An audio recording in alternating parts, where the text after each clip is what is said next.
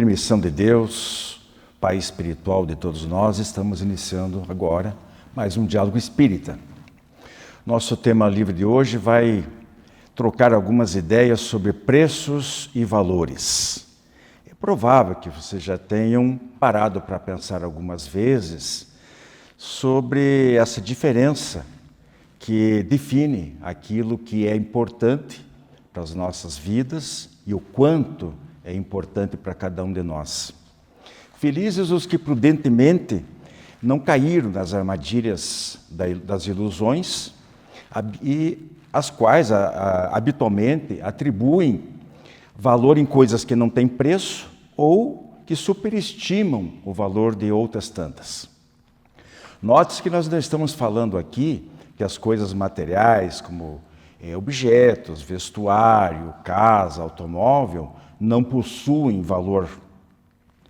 O problema está em dimensionar corretamente cada coisa, colocando cada coisa na respectiva prateleira das nossas prioridades. Isso só será possível se nós tivermos sempre em mente os interesses do espírito, os interesses espirituais, em paralelo, mais acima, dos interesses materiais. Veremos mais sobre o assunto a partir de agora. Lembrando que complementa o nosso programa de hoje, o quadro Reflexões de A a Z, falando de Pilatos e premonições.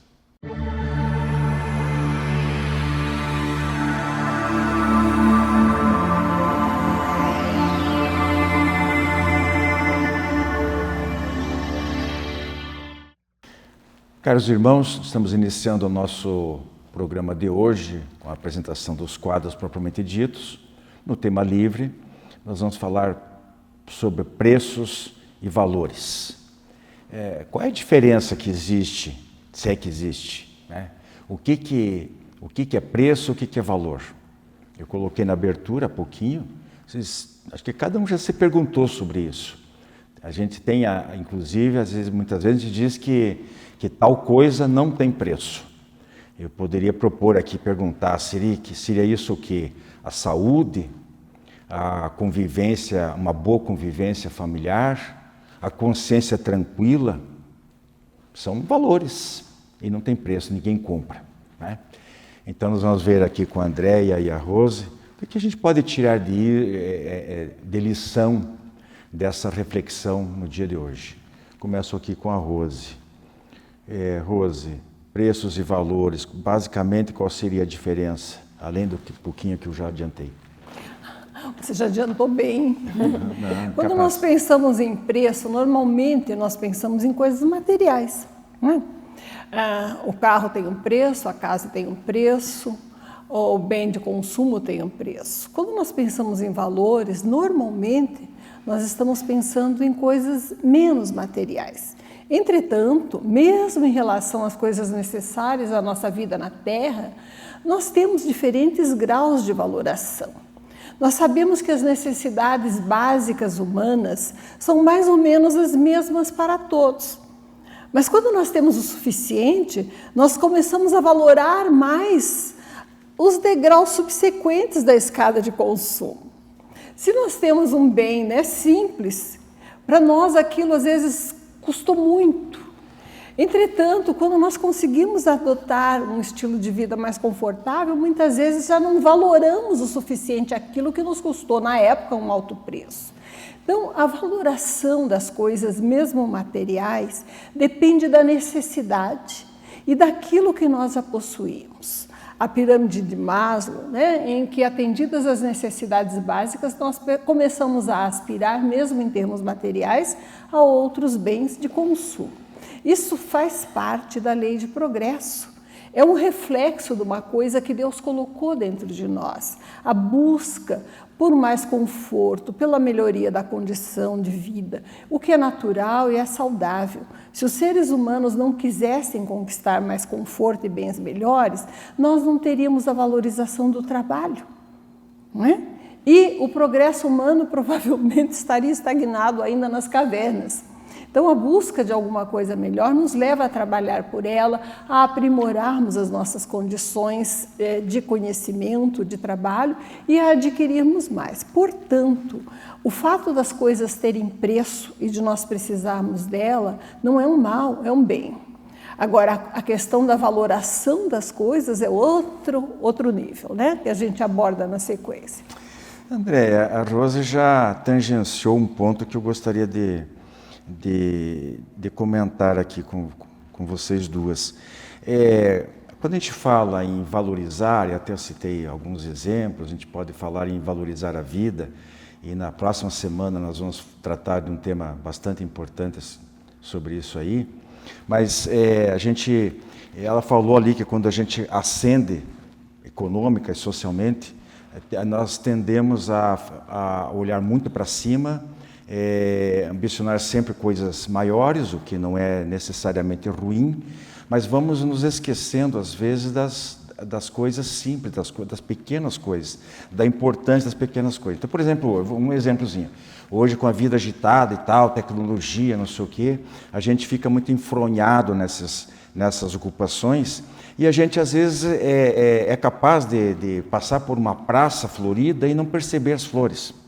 Você sai à noite e é incapaz de erguer os olhos e admirar o fulgor de uma estrela ou a claridade da lua, ou ter a atenção do ouvido para o canto de um pássaro, coisas desse tipo. Quer dizer, a vida ela não é feita só de conquistas grandiosas, né, de diplomas, de êxitos financeiros, de aquisição de muitos bens materiais. A vida simples do dia a dia, né, ela talvez ela alimente mais a alma do que essas grandes coisas que às vezes elas só satisfazem, causam euforia nos primeiros minutos, primeiras horas. Amanhã já esquece, já está focado tentando uma outra coisa. Agora essas coisinhas pequenas, não sei se vocês concorda com isso, se você já experimentou esse tipo de sensação. Como é bom a gente desfrutar. A Rose gosta muito do exemplo do sabor de uma maçã, né? Mas esse negócio das flores, das frutas, a natureza, pode ser um pêssego, a natureza como um todo, eu acho que contribui, sabe, eu não sei, parece que para mim me preenche mais. O que você tem a dizer? Concordo plenamente. São os valores que nós damos para essas coisas, né, da natureza. Às vezes a gente não para pensar, né, o quão importante a gente conseguir respirar. Né? Quando nós adoecemos há pouco, né, na pandemia, e ouvíamos os relatos da dificuldade para fazer uma coisa tão automática, que é respirar. E a gente não para observar o quão importante é a gente, né, sorver o ar e esse ar nos alimentar e a gente conseguir exalar esse gás carbônico que essa química realiza, né? Então, esses são valores. Os valores são elementos que nós precisamos treinar e esse treino geralmente vem da educação, né? No primeiro momento dentro de casa, com os nossos pares, pai, mãe, irmãos. Segundo momento, uma instituição escolar, que vem da professora, de quem a gente convive na escola, a gente aprender a dar valor às coisas.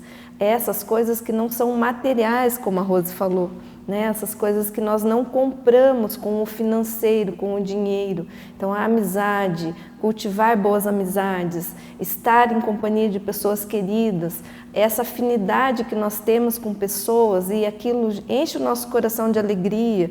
Isso é a gente conseguir pensar um pouco a respeito do que é valoroso para cada um. E é aprendizagem, é resultado de aprendizagem. Isso é moldado na criança pelo comportamento moral. E o ensino do comportamento moral precisa vir de casa. E às vezes aquela criança, por exemplo, é institucionalizada, mas vai ter uma tia, uma cuidadora, alguém que cuida dela, que dá amor para ela, também vai ensinar esses valores. E há pouco eu ouvia de uma paciente que dizia, não preciso ter fé. Para que ter fé? A vida é isso, morreu, acabou. Puxa, que doído pensar assim, né? Parece uma flecha no coração da gente, né? E onde está o valor, né? Que dor é essa que eu uso uma máscara, uma couraça, como diz a transpessoal, a terapia transpessoal, que me faz me proteger, né? E eu chego a pensar, não existe Deus, para que ter fé? A vida é isso. Isso é muito triste. Né? Verdade. Rose, é possível possuir bens materiais e pensar na prioridade do espírito, da alma, do bem-estar futuro da alma, presente também, mas vamos jogar um pouquinho agora, dessa vez, lá para frente, para pós-morte e para as próximas reencarnações. É possível conciliar, eu repito, posses com desapego? Com certeza.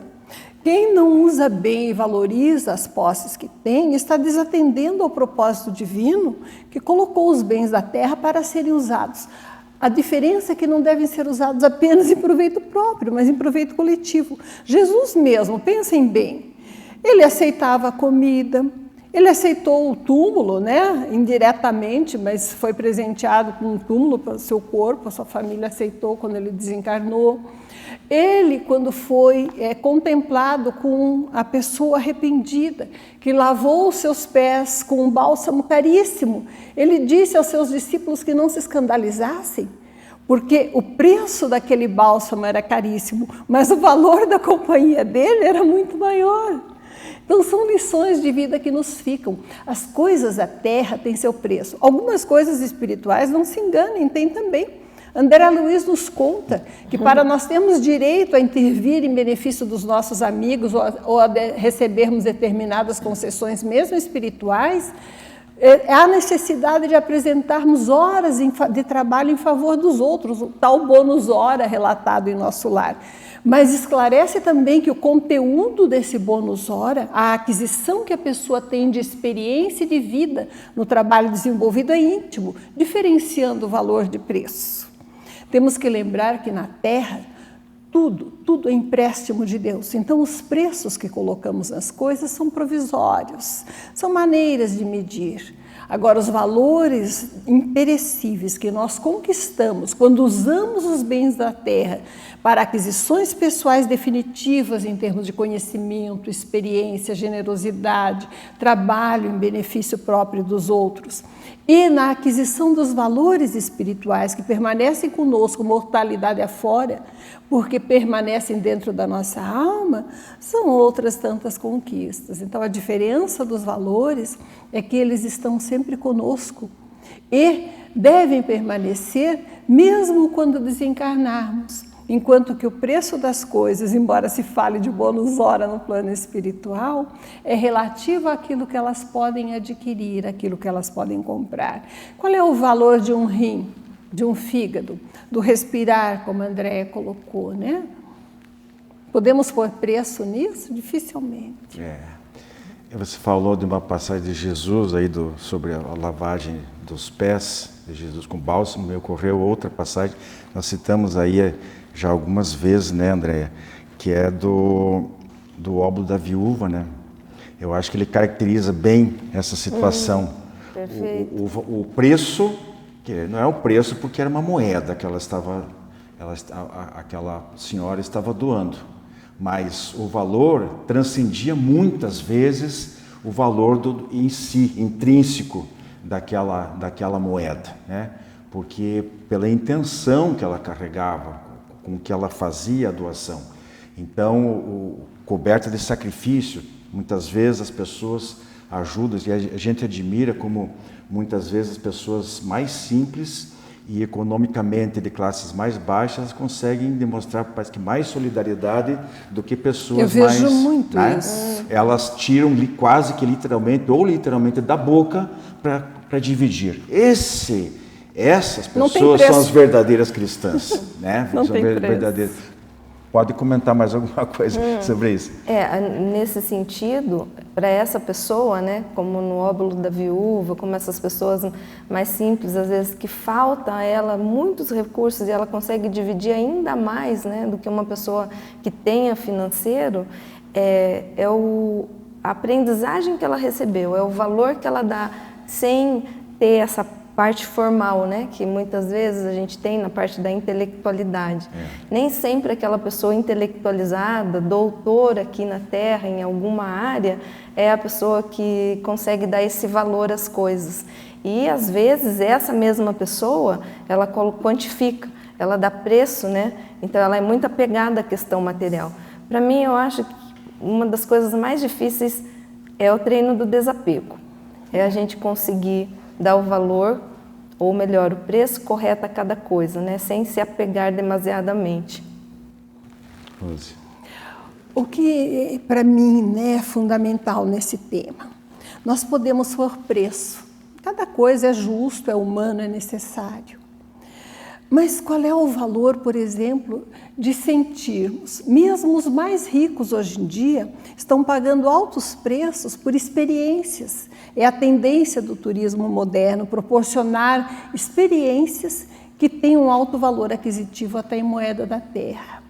Quando nós amamos, por exemplo, quando nós sentimos dentro do coração a gratificação por termos sido realmente úteis a alguém, isso tem um valor incomensurável. Então, as experiências da alma, as aquisições do sentimento, têm valores que a vida na Terra pode nos proporcionar, mas que não podem ter preço. E é nesse tipo de valor que compensa investir a vida, porque podemos ter uma casa maravilhosa, o carro do ano, o iate no porto. Eu também quero tudo isso. Mas quando nós amamos alguém, quando conseguimos ter pena, misericórdia, doamos, partilhamos o pão com alguém, o sentimento que nos preenche a alma, nos gratifica e ilumina e perfuma de tal modo a vida, que este valor não tem preço. Muito bem. Nós vamos para um rápido intervalo e voltamos a seguir com reflexões de AZ. Jornal Comunicação Espírita, matéria de capa desta edição, Menos Espaço para Deus. Editorial, O Nosso Dever de Casa. Palavra dos Espíritos e dos Espíritas, a terceira parte da reencarnação sob diversos aspectos. E ainda o demonstrativo de receitas e despesas do biênio 2022-2023, da AD Paraná. Jornal Comunicação Espírita, assine e recomende.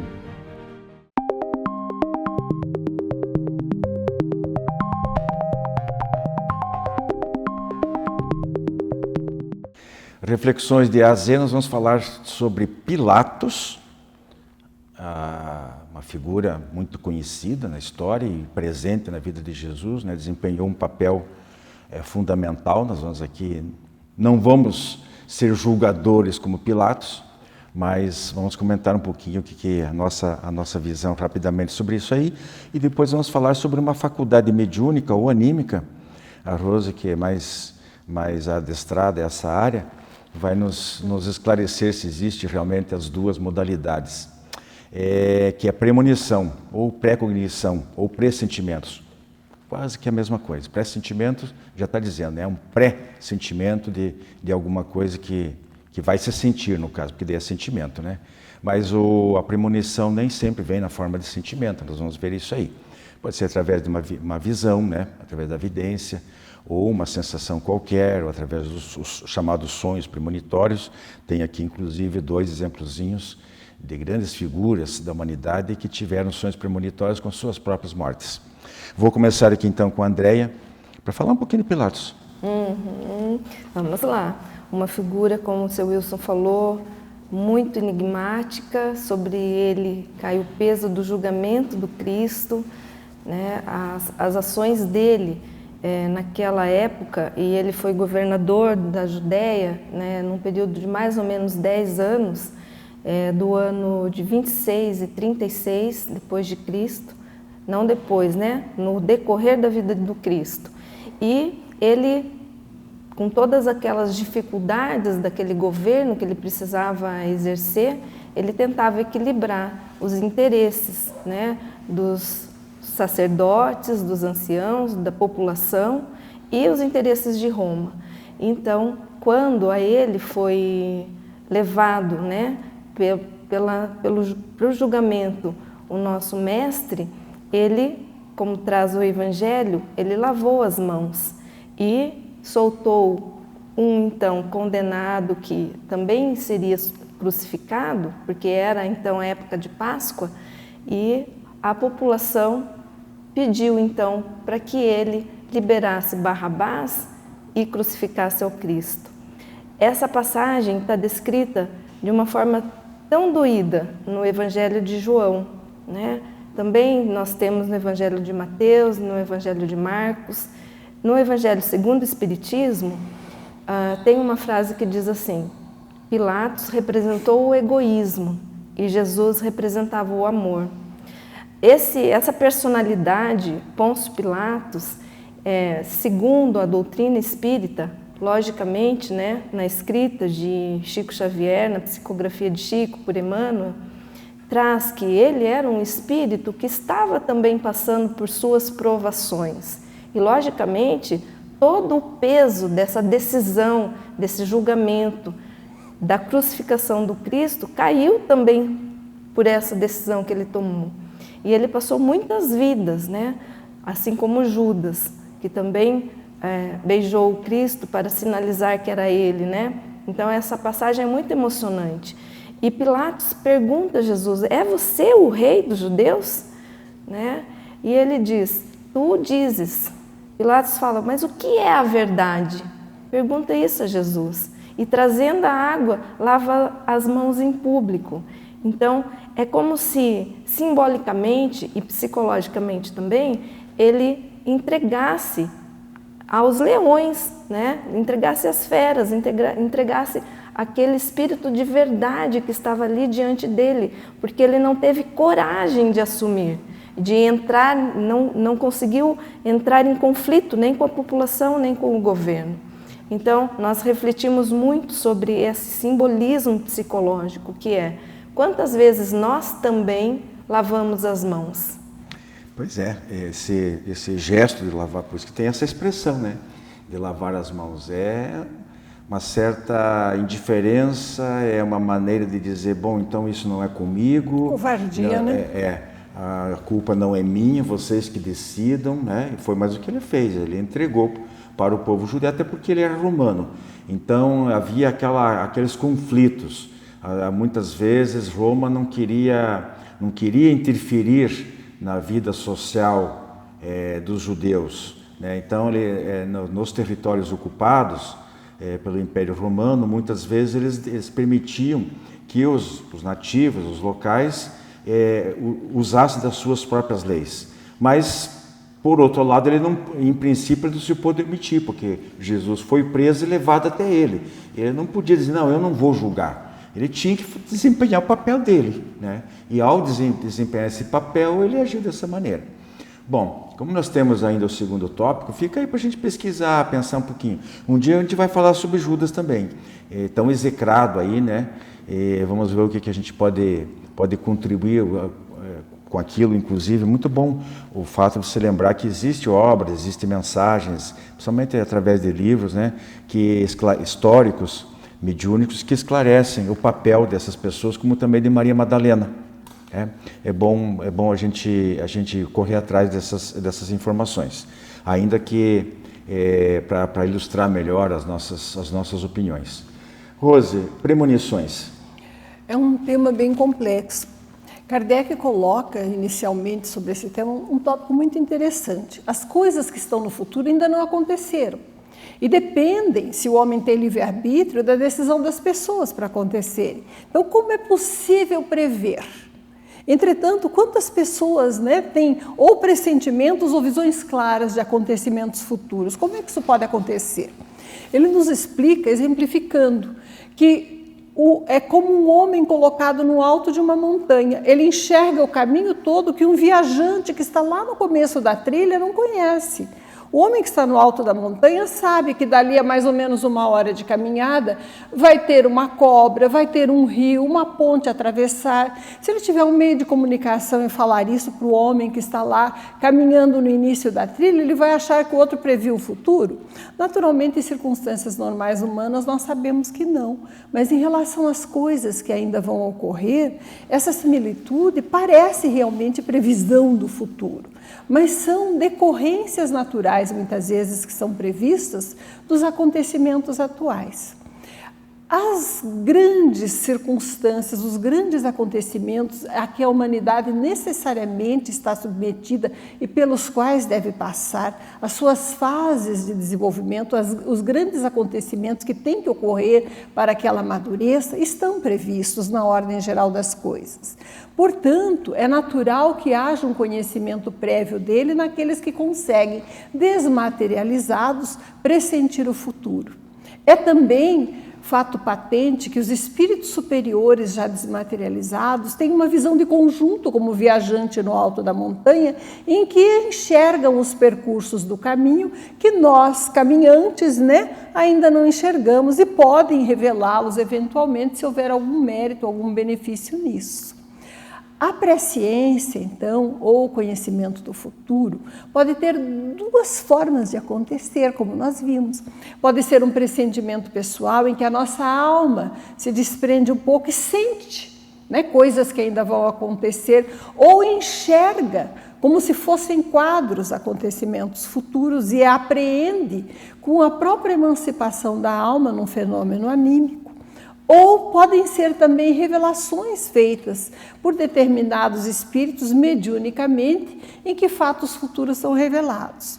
O que nós sabemos? Que como determinados fatos gerais dependem de circunstâncias pequenas para se concretizar, que estão no livre-arbítrio da criatura humana executar dessa ou daquela forma em tal ou qual tempo, as previsões com data específica e muito detalhes normalmente não são tão confiáveis.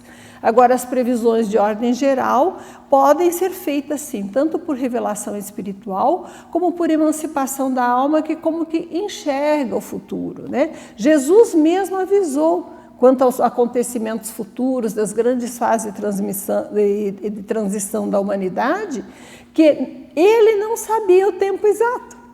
Somente o Pai, somente Deus, mostrando que os acontecimentos estão previstos, vão se dar. Se não, um ser humano falhar e precisar ser executada alguma coisa importante, outro vai executar, porque Deus não fica na dependência das nossas decisões, mas as datas exatas são pouco confiáveis. Então, nós temos que desconfiar um pouco de previsões exatas e confiarmos na nossa capacidade de entendermos e pressentirmos, se nos colocamos já conectados com a mente divina de alguma forma. Eu diria até mais, eu lendo o Ernesto Bozano, especialmente no livro Enigmas da Psicometria, ele comenta o seguinte, que muitas vezes, eu vejo, existe premonições, pressentimentos de grandes acontecimentos, como ela falou, que existe um grau de imutabilidade maior.